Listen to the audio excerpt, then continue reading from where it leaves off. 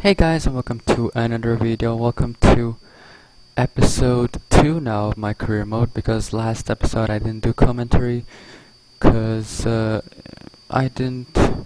wasn't feeling too good, to be honest, but now at least we are going to go on in our first race, and I did want to commentate on our first ever episode and in F2. But now we're going to do some developments on our car. We did an aerodynamic upgrade, and he suggested we go for a chassis upgrade, but I decided to go for a durability upgrade, which costs the same, but can be much better for our car in the future. So, without further ado, next thing we need to do now is go for the first practice session.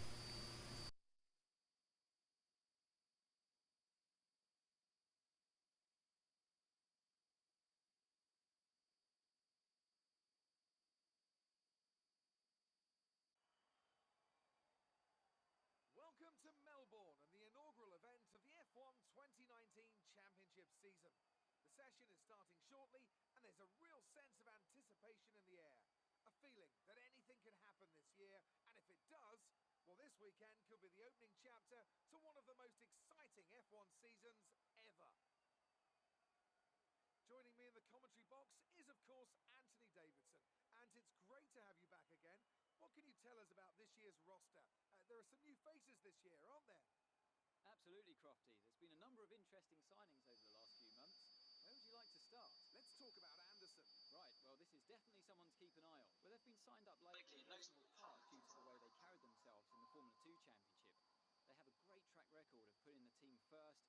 At one of the races, they even gave up their own position when their car had a technical issue, so that their teammate Lucas Weber, who also debuts here today, could get ahead.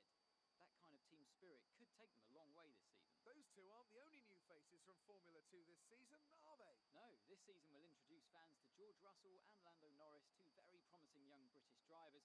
Plus, we'll meet Alexander Albon from Thailand, and finally, Devon Butler.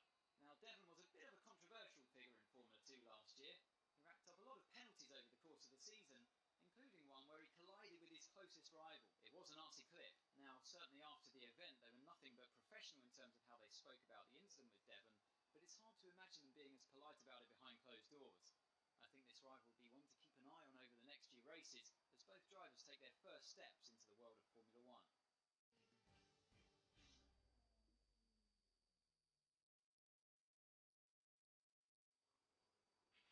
This first race of the season is always quite difficult for us trackside, and for those back at the factory as well, as it's the first time the car has run since winter testing. The more consistent mileage you can get in these sessions, the happier we'll be.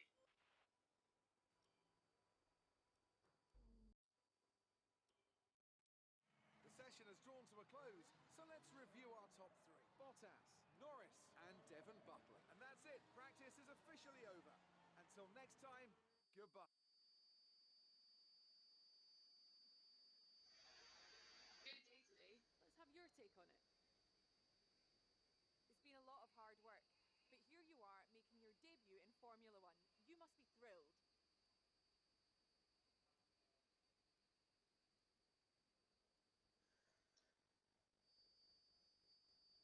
So how are you finding things with the team? Are you settling in?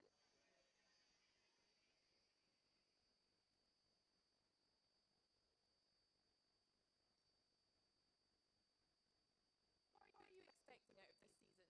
Are you aiming to find your feet in Formula One, or do you see something more? Great. Well, that's everything.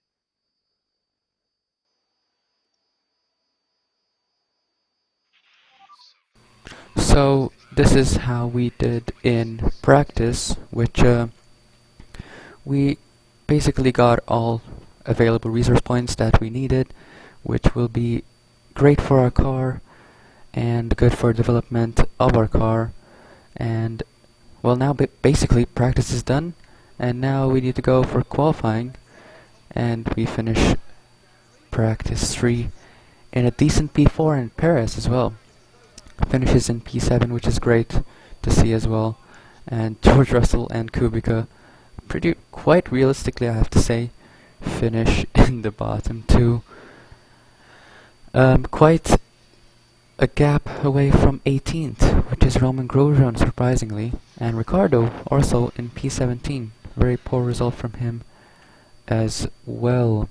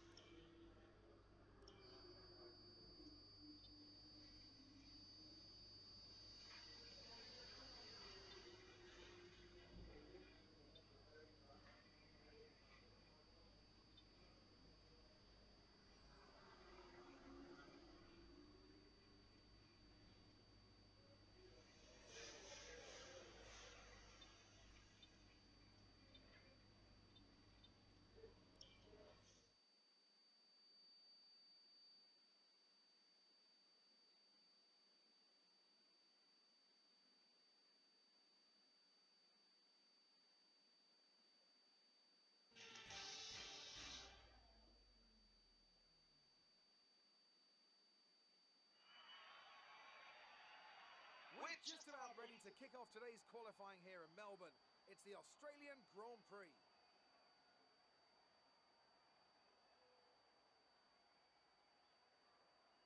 This is the kind of track that eats rear tyres for breakfast, or so I'm told by more experienced drivers than myself. Lots of low-speed exits means the rears are in for a lot of punishment. It's all too easy to spin them up coming out of a corner too aggressively.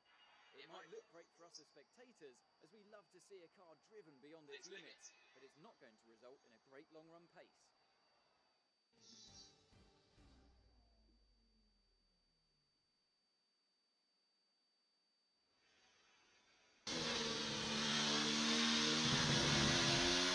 So here we are in qualifying. This is our first run in Q1. We didn't push too hard, so this should be an average lap. As we cross the line now, we did a couple of mistakes I believe, and we're going to cross. We're just P16. So then we went for another run at the end of the session on the same set, and we go up to, we're gonna prove a lot, P10. That's pretty good, and I think that's enough for Q2. And now we are in Q2. We're currently in P15. We haven't done a lap yet, but we go out on the medium set of tires, the yellow stripe, and we cross the line, and we are in P14. We just gained 1 position, and I don't think the yellow stripe tire is good enough to put us in Q3, but so we go out on the soft tires, and as we cross the line, and we're going to improve by a huge margin, and the session is over, and we are going to be, I believe, it's P7, which is a great result for our team. And not sure where our teammate finished. Oh, Perez just about not makes it through, I think because of us. He's out of the session. But now skipping now to Q3. This is our first run in the session on the soft tires. A new set of soft tires. As we cross the line now, we're going to be P7. Pretty good. At the end of the session now, we went for another run, and we didn't manage to reach the line, but so we only made 1 run and we qualified in P8. That is pretty damn good in my opinion. Force India do not have the best car, but we managed to get a pretty good result, so I'm happy with that. And we are now, we just now have the race left. We do tend to do better in qualifying, as you might have seen from my other career modes, than in the actual race. So we hope that we can continue this form in the race as well and not mess everything up in the race like we do sometimes. But I'm hoping I can get some decent amount of points for the team so we can increase our reputation and yeah, continue. Let's hope we're not gonna get fired.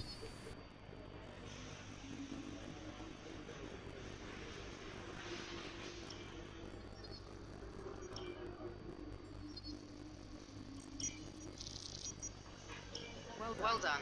That was a good qualifying performance.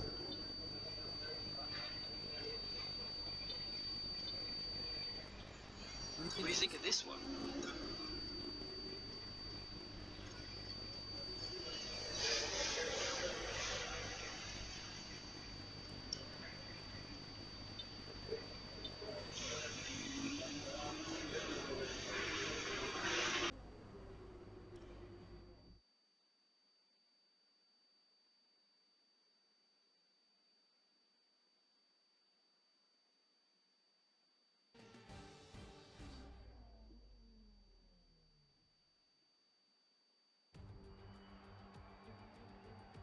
New drivers, new cars, it's a new Formula One season.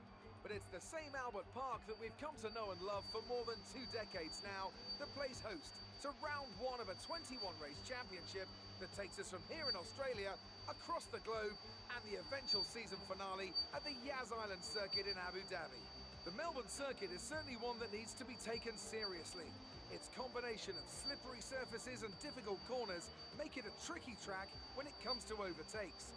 Drivers find it hard to pass and will need to take full advantage of those DRS zones if they want to have any hope of breaking through.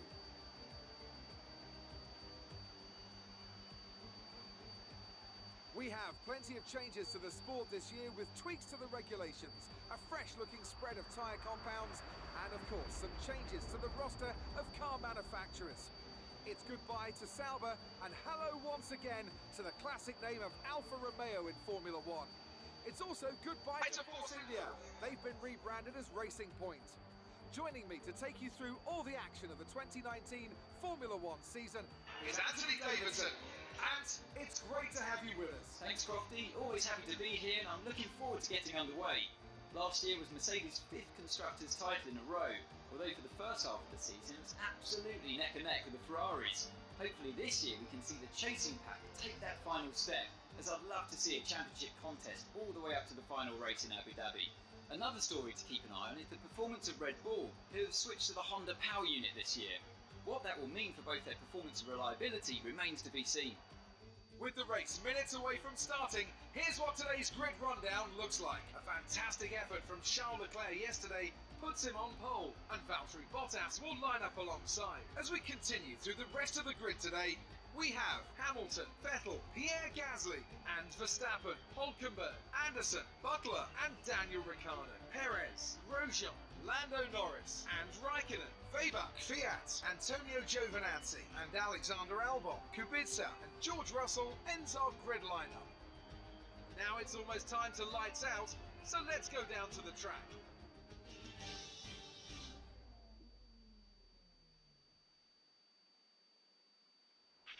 We've qualified above where we expected to be, so try your best to hold on to this position in the race.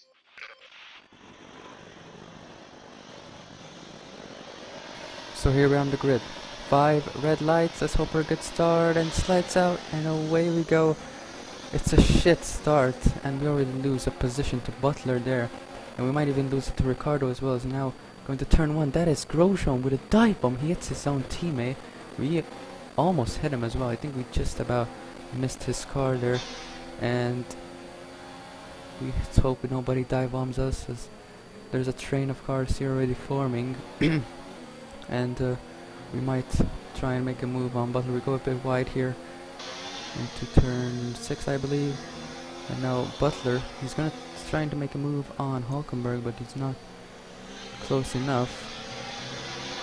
And I'm gonna try and use slipstream from Butler. We go rich. We are possibly the fastest in the fastest mode. As we go down the inside of Butler, what a move that is in our F2 on our F2 rival from last season, and we are in P8 for now. Pretty good start. We haven't lost or gained any positions yet, but there's still a long way to go. We're still in lap 1 of this Grand Prix. Go a bit wide here. Don't think it's gonna affect us too much. I believe we need to pit in around lap 5, and we do tend to ruin our tires much earlier than our pit stop. So we're gonna hope for good tire management. That's Butler there. No, it's Grosjean. That's Butler. Gets a great run on us, and we're gonna try and hold it around the outside, but he just about doesn't leave any room. And we stay in P9 for now, as his teammate Grosjean might be actually making a move on us. We're gonna try and keep with Butler as we go wide there. Our car is feeling so understeer. I don't know why. That's one thing I felt during the whole race, but I believe in the pit stop we changed our front wing. But now Norris, what a move he's made that around our outside, and oh my goodness me, he almost took us out there. He's touching our rear left tire and almost took us out. But and he gains the position. I don't know where he was, because I was pretty sure Grosjean was behind us. And as we now are now in lap 3, getting a good run on Norris, but I don't think we're gonna have to do. We might get a good run here out of this corner. Gonna use the slipstream, and DRS just about leaves us a bit of room. We're gonna squeeze him off to show him what we're made of. And we get P9 for now, as Grosjean is now in front of Norris because we squeezed him off, and he loses some time as we go wide here. And Grosjean now, he has it's a great run on us. He probably is going to have much better straight line speed, as we're trying to conserve the car, as that's our teammate as well going around our right side. It's going to be too wide here. They almost touch, and now we're in P11. We are out of the points. This is not good. We need to get at least in front of our teammates. Perez now makes a move around the outside of Grosjean. What a great racing this is from the AI. We haven't seen this in a while. We cut the corner a little bit there. Almost made contact with Grosjean. As we skip now, they're still fighting, and they might get a bad run on this corner. We're going to try and use the slipstream. We go in high ERS mode. Down the inside if we can, maybe on Grosjean at this corner. Try not to hit our teammate, of course. And yes, we do make the move, and we're back in the points in P10. But just about. We did start in P8, as we now go into the pit stop on lap 5, as we said. And we are now, I think we're the first to pit, because now we're in last place. We're literally alone. Probably gonna be alone for a couple laps until the other guys pit, but we are going to hope that this undercut works pretty well for us, as we pass Ricardo there in lap 6, I believe, and now lap 8. There's a couple of cars pitting. We might get some more positions as we dare pass our teammate, who is now in P12. There is Butler in front of us, who I believe has pitted. I am not sure though. But we're currently in P11. I think there's a couple of cars who are going to pit. That is Giovinazzi and Lando Norris, and we are going to be in P9. So that's everyone who's made their pit stop, I think, as we now skip all the way to lap 14. And Devin Butler is out of the race. He's got a mechanical problem and he's out of the race. That's great news for us, not good for him. For our Formula 2 rival, as we now skip all the way to the end of the race on lap 15. Literally nothing happened. We literally were pulling away from everyone, and we're gonna finish in P8. Great result.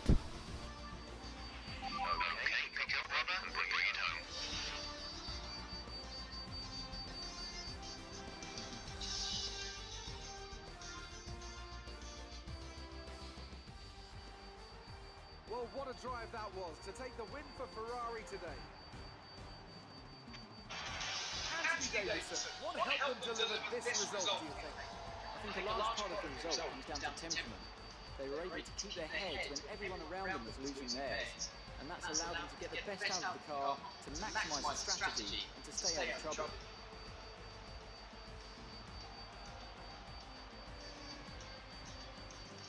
Ferrari are at it again. An excellent performance at today's Grand Prix, and they're certainly a team that know what they're doing out there.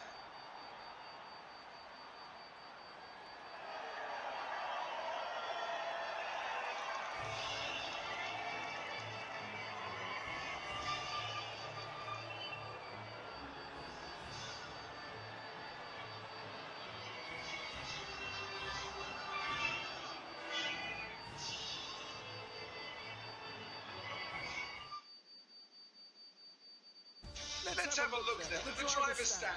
And with today's impressive results, Charles Leclerc steps into the Championship League. Now, let's discuss, Hans, who would you say is a contender for driver of the day? Well, my driver of the day has to be Charles Leclerc. He was unstoppable out on the track today, weaving through the competition with ease. It's time to see how things are shaping up in the Constructors' Championship. Ferrari take the lead at the top of the...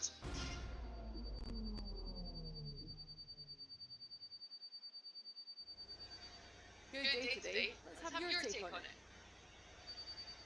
That was a good race for Lucas. Are you pleased to see him doing well?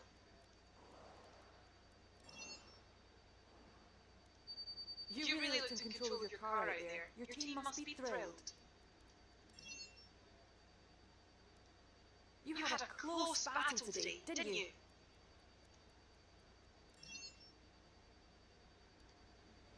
Appreciate your time.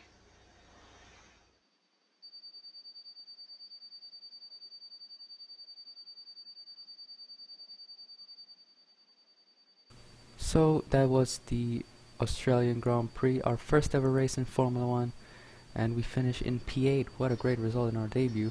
And Perez as well finishes in P9. That's great points for our team. And we're currently leading the rivalry, good to see. And we might even get promoted to first driver soon and get some more perks in our contract with the team. And we have just under 500 resource points as we continue getting our reputations with some teams. Unfortunately, we have decreased reputation with the top teams for some reason. Is it maybe because we haven't finished in front of them? Doesn't really make sense, but we have some invitational events which we will probably not do. They're really just a waste of time at this point. And we have an interview transcript here for Weber.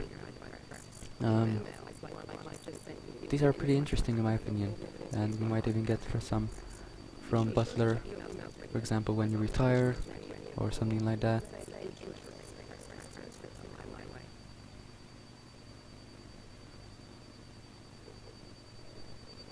And we are going to get some upgrades. I think we have a reliability upgrade for the next race, and we have some more upgrades coming in Baku, I believe.